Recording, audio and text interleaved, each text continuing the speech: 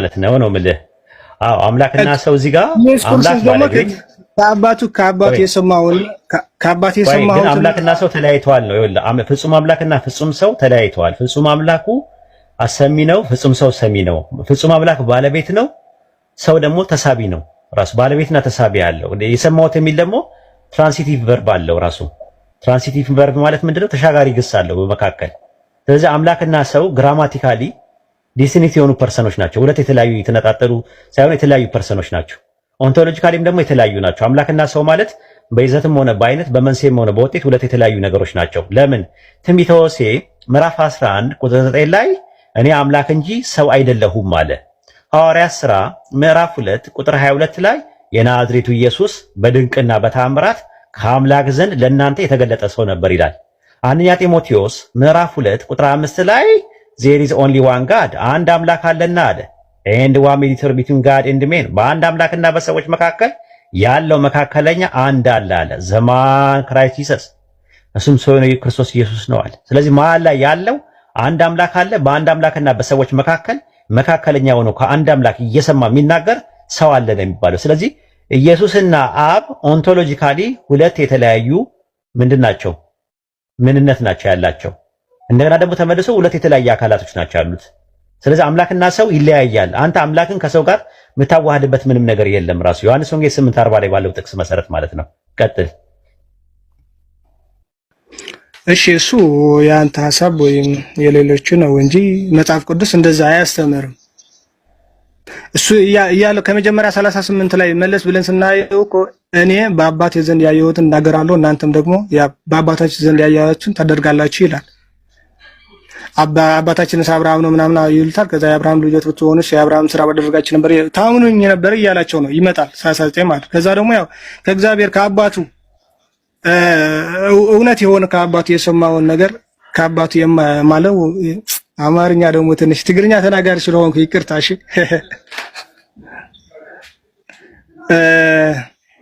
ይሰማል ተሰማል እያዳመጥን ነው።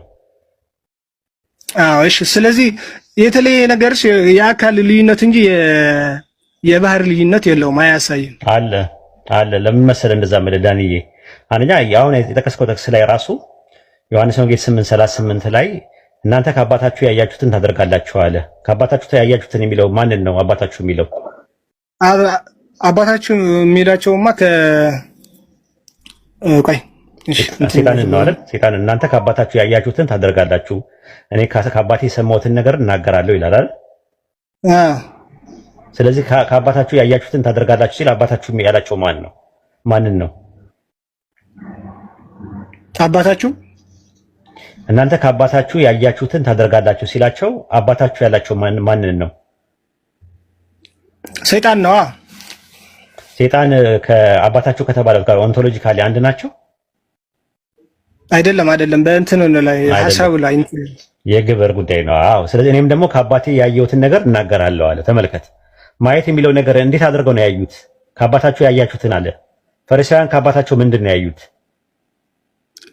ምግባራቸው እኮ ነው፣ ትምህርታቸውና አለመቀበላቸው፣ ወልድ አለመቀበላቸው ነው። ያዩት ምንድን ነው? ያያችሁትን ያለው ያዩት ምንድን ነው? እሺ በአባታችን እናንተም ደግሞ በአባታችን ዘንድ ያያችሁትን ታደርጋላችሁ። መግደል፣ አለመቀበል፣ ክፉ ነገር የት ቦታ ነው? እንዴት ብለው ነው ያዩት? እስቲ ያሳየኝ፣ ንገረኝ። ኢየሱስ ክርስቶስ እያናገራቸው ያለ እሱን አለማመናቸው። አይ እኔ ጠየቁት፣ ጸሐፍት ፈሪሳውያን ከአባታቸው እንዴት አድርገው ነው የሚያዩት? አዩት። በአባታችሁ ዘንድ ያያችሁትን ታደርጋላችሁ ሲላቸው ምንድን ነው ያዩት? ክፉ ምግባራቸው ነው። ሐሳቡን እያቀረበላቸው ከሱ እያዳመጡት ምናምን ነው አይደለ? ሐሳቡን ምናምን እያዳመጡት ነው እሱ እየነገራቸው የለ ልክ እንደዛው ዮሐንስ ወንጌል 8:40 ላይ እኔ ከአባቴ ያየሁትን ነገር እናገራለሁ ሲል፣ በተመሳሳይ ዮሐንስ 8:40 ላይ ከአምላክ ሰምቼ የነገርኳችሁ ሰው ሲል አምላክ ይህን አድርግ ይህን አታድርግ ይህንን እንዲበላቸው እያለው እየነገረው ነው። ዮሐንስ ወንጌል ምዕራፍ 12 ቁጥር 49 ላይ እኔ ከራሴ ምንም አልተናገርኩምና አለ፣ ነገር ግን የላከኝ አብ እርሱ የምለውንና የምናገረውን ትእዛዝ ሰጠኝ አለ። ስለዚህ አብ እንደነገረኝ እንዲሁ እናገራለሁ አለ። ዮሐንስ ወንጌል ምዕራፍ 5 ቁጥር 30 ላይ እኔ ከራሴ አንዳች ላደርግ አይቻለኝም አለ። እንደሰማው ፈርዳለሁ አለ። ከማን ነበር ሲሰማው ሲባል ከአንድ አምላክ ነበር ሲሰማ የነበረው። ዮሐንስ ወንጌል ምዕራፍ 8 ቁጥር 26 ላይ ምንድነው? የላከኝ እውነተኛ ነው፣ እኔም ከእርሱ የሰማሁትን እነዚህን ለዓለም እናገራለሁ አለ። ተመልከት። ስለዚህ አንድ አምላክና ሰው አሰሚና ሰሚ ናቸው ያሉት ራሱ ማለት ነው። ባለቤትና ተሳቢ ናቸው ያሉት። አምላክና ሰው ተነጣጥለው ነው የተቀመጡት ዮሐንስ 8:40 ላይ ስትመለከተው። ስለዚህ ሲጀመር አምላክ ከሰው ጋር አልተዋሃደም፣ አንድ አልሆነም። ባይብል ላይ ማስረጃ አታመጣም። አምላክና ሰው ሁለት የተለያዩ ነገሮች አድርጎ ነው ባይብል የሚያስቀምጠው። አንደኛ ጢሞቴዎስ ምዕራፍ 2 ቁጥር 5 ላይ እንደዛ ነው። አንድ አምላክ አለ፣ በአንድ አምላክና በሰዎች መካከል ያለው አንድ አለ ካለ በኋላ ያ አንድ ምንድነው አለ? ሰው ነው ያለው ነው ብሎ ያስቀምጠው። ሰውንና አምላክ አንዱን አምላክና ሰውን ነጥሎ ነው ያስቀመጠው ሐዋርያው ጳውሎስ። ሐዋርያ ሥራ ምዕራፍ 2 ቁጥር 22 ላይ ጴጥሮስ ሲያስተምር ምንድን ያለው? የናዝሬቱ ኢየሱስ በድንቅና በተአምራት ከአምላክ ዘንድ ለእናንተ የተገለጠ ሰው ነበር ነው ብሎ የሚያስቀምጠው። ስለዚህ አሁን የተነሳንበት ነገር ምንድነው?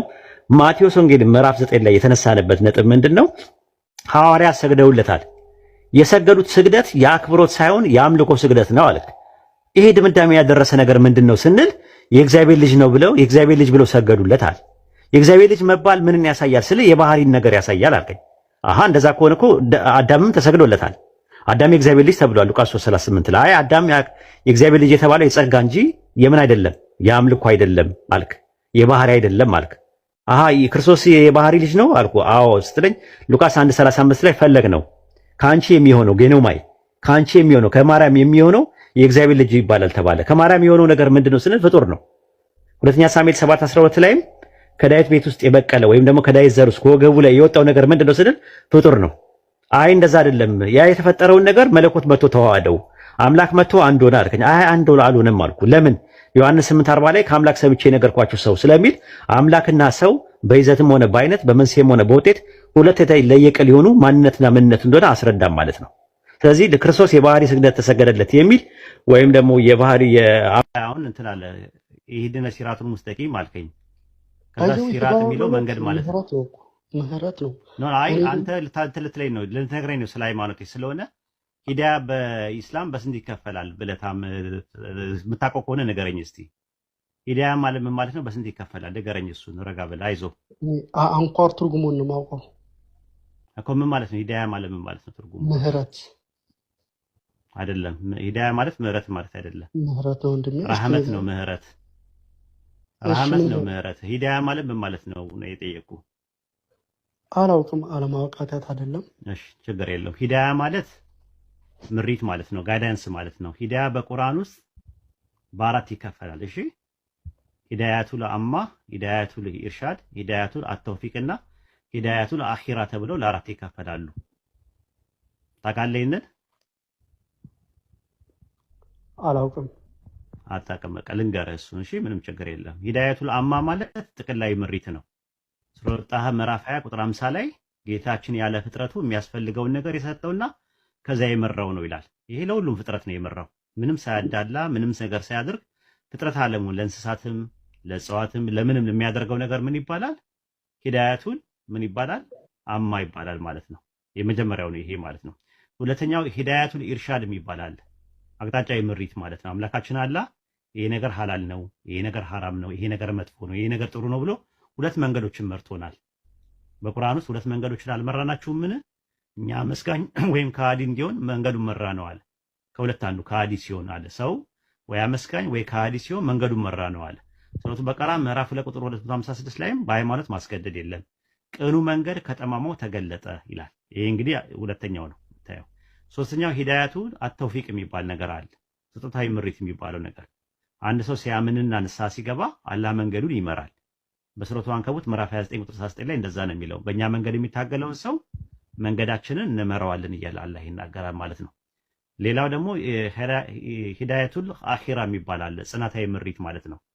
ቀጥተኛው መንገድ ምራን የሚለው እዛ ውስጥ ነው የሚካተተው። ለምሳሌ ማለት ያ ቀጥተኛው መንገድ ምራን ማለት ምሪት ነው። አሁን ለምሳሌ አንተ ፒያሳ ጋር ቆሜ ወደ ጦር ኃይሎች የሚሄደው መስገድ ይሄ ነው ብዬ ነገርኩና መንገዱ ይሄ ነው አልኩ። ከዛ በኋላ አየህ መሀል ላይ ያለው ነገር ከመንገዱ እንዳልወጣ ልክ አቤት እንትን ላይ ብሔራዊ ቲያትር ጋር ስደርስ ወደ ፍልዋ እንዳልሄድ አሊያም ደግሞ ወደ ሰንጋተራ እንዳልሄድ፣ ሜክሲኮ ጋር ስደርስ ደግሞ ወደ መካኒሳ ወይም ወደ መርካቶ እንዳልሄድ፣ ልደታ ጋር ስደርስ ደግሞ ወደ ሞላ ማሩ ወይም ደግሞ ወደታች ወደ ኦል ኤርፖርት እንዳይወስደኝ ቀጥተኛውን መንገድ ምራኝ፣ ማል ላይ እንዳልሳሳት ምራኝ ብለህ ጥያቄ ትጠይቃለህ። ያ ማለት ካመነ በኋላ ያለው ነው ይሄ የሚናገረው።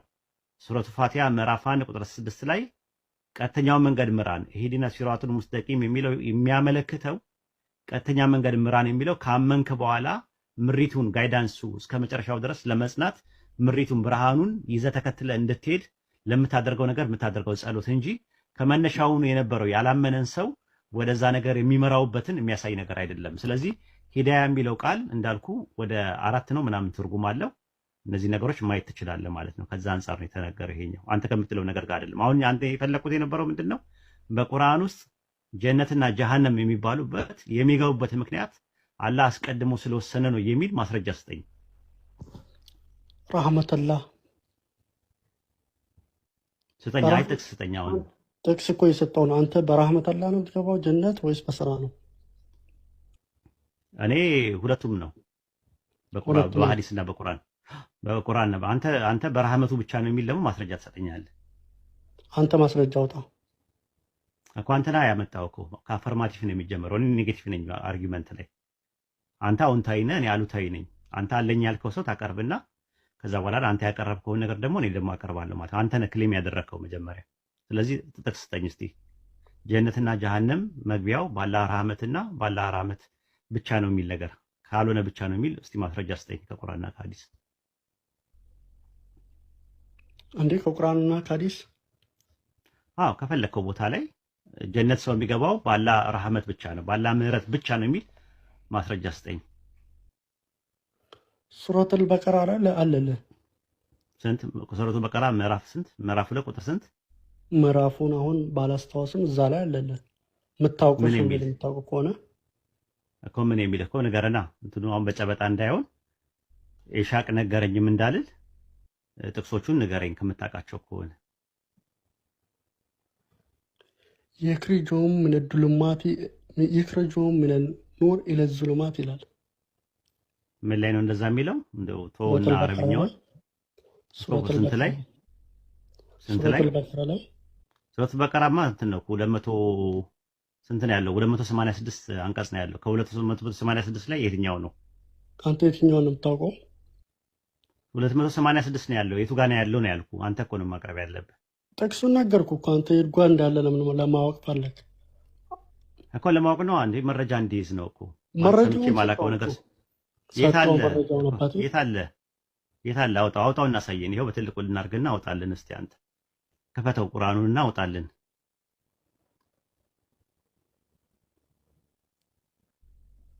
እኔ እኮ ነገርኩህ። አውጣልን እኮ የት አለ እኮ ነው። እኔ የት አለ እኮ አውጣው እኮ ነው የምልህ። አውጣው። እኔ አሁን አላወቅኩትም ራሱ። አሁን ልታስተምረኝ ነው። እስቲ አውጣውና አሳየን። ለማንኛውም በእኛ ሃይማኖት መከራከር አይፈቀድምና ማለት ነው። አንተ አውጣው። መጀመሪያ አውጣው። ሌላ ቦታ አትሂድ። አውጣው። ሱረቱል በቀራ ምዕራፍ 2 ላይ ሰው ጀነት የሚገባው በአላህ ምህረት ብቻ ነው የሚል ነገር። በእኛ ሳሊቬሽናችን ሲነርጊያ ነው፣ ሞኖርጊያ አይደለም። ሞኖርጊያ አይደለም ራሱ ሞኖርጊያና ሲነርጊያ የሚባል አለ። በእኛ ትምህርት ምንድነው? ሰው ጀነት የሚገባው በአላህ ይቅርታና ምህረት፣ በተመሳሳይ ደግሞ ከሰው ደግሞ ነፃ ፈቃድ የሚባል ነገር አለ። ኮምፓቲቢሊስት ነን እኛ። መሳ ለመሳ ይሄዳል የሚል ትምህርት ነው ያለ። ኢንኮምፓቲቢሊስት አይደለንም። ሆድና ጀርባ ናቸው ወይም ደግሞ የሚናተፉ ናቸው ብለን አይደለም እናምነው። ሶቨርኒቲ ኦፍ ጋድ እና ፍሪ ዊልን ኮምፓቲብል ነው። ኮምፓቲቢሊስት ነን ራሱ እኛ። ሁለቱ ነገሮች ያስፈልጋል። የሰው ነፃ ፈቃድ ያስፈልጋል። በተመሳሳይ ደግሞ ያላ ይቅርታ ያስፈልጋል። ያላ ይቅርታ፣ ያላ ምህረት፣ ያላ ቸርነት፣ ያላ ሉዓላዊነት ያስፈልጋል። ያላ ጸጋ ያስፈልጋል ሰው ጀነት ለመግባት። እውነት ነው። ነገር ግን ዝም ብሎ አይደለም ያ ነገር የሚገኘው። የሰው ነፃ ፈቃድ ያስፈልጋል፣ እምነት ያስፈልጋል፣ ንስሐ መግባት ያስፈልጋል፣ መልካም ስራ መስራት ያስፈልጋል፣ ጽናት ያስፈልጋል። አራቱ ነገሮች ያስፈልጋሉ በእኛ። አንተ ግን ጀነት የሚገባው ቁርአን በአላህ ምህረት ብቻ ነው የሚል ነገር ሰው በስራው ብቻ ጀነት እንደማይገባ ረሱል ሰለላሁ ዐለይሂ ወሰለም በሐዲስ ላይም ነግረውናል። እርሶም ቢሆኑ ሲባሉ ሀቅ ነው በአላህ ይቅርትና ሰው በስራው ብቻ አይደለም በአላህ ምህረትም ጭምር ነው። ግን ስራ አያስፈልግም የሚል ነገር ሰው የሚገባው በአላህ ምህረት ብቻ ነው ላልክበት ማስረጃ ስጠኝ። አንድ እድል ስጠና ካልሆነ ወደ ሌላ ሰዎች እንሄዳለን ኢንሻአላህ። ማስረጃውማ አሁን አዲስ ሃይማኖት የቀየረ ሰው ቢሞት እንግዲህ በስራው ነው የሚገባው። ሃይማኖት የቀየረ ከምን የቀየረ? ከእስልምና ከሌላ ቦታ እንደናንተ አገላለጽ ከሌላ ቦታ ሙስሊም ሆኖ ቢሞት ቀጥታ ወደ ነው የሚገባው። ያ በስራው ነው፣ ጥሩ ስራ በስራ ነው። እስቲ ንገረኝማ። ኖ አይ እሱ እኮ ምን መሰለህ ኮንዲሽናል ነው። እሱ እኮ ኮንዲሽናል ሳሊቬሽን እና ኢሴንሻል ሳሊቬሽን የሚባል ነገር አለ። አዎ እሱ አለ። ግን በአላህ ምህረት ብቻ ነው ጀነት የሚገባው ነው የሚል የለም። ያ ሃይማኖትም ለመቀበል ምን ያስፈልገዋል? ፍሪ ዊል አያስፈልገውም? ይሻቅ አያስፈልገውም? ፍሪ ዊል አያስፈልገውም? አንድ ሰው ነፃ ፈቃድ አያስፈልገውም? ማመን አይጠበቅበትም? ነፃ ፈቃድ ማለት ነው። ነፃ ፈቃድ አያስፈልግም? ነፃ ፈቃድ የራስ ፈቃድ ማለት ፈቃድ ለማመንና ንስሐ መግባት የለብህም?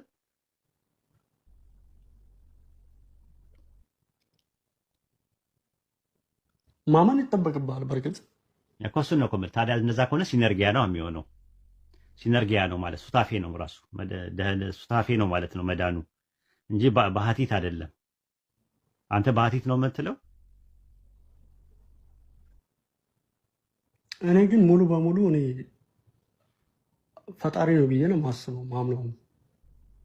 ኖ እሱን ነው እኮ የምልህ። የፈጣሪ ነገር አለበት እኮ ሲነርጊያ ነው። እኛ የምናምነው እንደዛ ነው። ኢቨን ፕሮቴስታንት ውስጥ ራሱ እንደዛ ብለው የሚያምኑ ካልቪኒስት ናቸው። ሃይፐር ካልቪኒስት የሚባሉ ናቸው። እንደዛ ብለው የሚያምኑት ያንተ እጅ ምንም ነገር የለበትም ለመዳን ብለው የሚያምኑት እንደዛ ናቸው። ራሱ ከማመንህም ንስሐ ከመግባትህም በፊት መልካም ስራ ከመስራትም ከመጽናትህም በፊት ነው ዳንከው ቦርን አጌን የሆንከው ብለው የሚያምኑት ካልቪኒስቶች ናቸው። እንደ አርሜኒያኒዝም የሚባሉት ደግሞ ማመን ይጠበቅብሃል፣ ማመንና ንስሐ መግባት ይጠበቅብሃል ይላሉ። ሉተራውያን ደግሞ ሉተር እነ ምናምን ደግሞ የመሳሰሉት እነ ሉተር እነ ምንድነው እነ መካነ ኢየሱስ ደግሞ ምን ይላሉ? መጠመቅም ይጨምራል። ሳክራመንት የሚባሉ ነገሮች አሉ። ጥምቀትና የጌታ እራት የሚባለው ነገር ይጨምራል። ኦርቶዶክሶች እንደሚሉት ማለት ነው። ኢሴንሻል ሳሊቬሽን ላይ ማለት ነው። በእኛ ግን ምንድነው የሚለው? ሁለቱም ያስፈልጋል። የአንተም ነፃ ፈቃድና ያላም ሉዓላዊነት ማለት ያላ ሉዓላዊነት ደግሞ ሁሉ ነገር ጽንፈ ዓለሙን የሱ ሶቨርኒቲ ስለሚያካብበው ማለት ነው። ስለዚህ የሱ ቸርነት፣ የሱ ምሕረት፣ የሱ ይቅርታ ያስፈልጋል ጀነት ለመግባት። እውነት ነው ያ። ነገር ግን ከኛም የሚጠበቅ ነገር አለ። ምን የሚጠበቅ አለ? ሱታፌ ነው።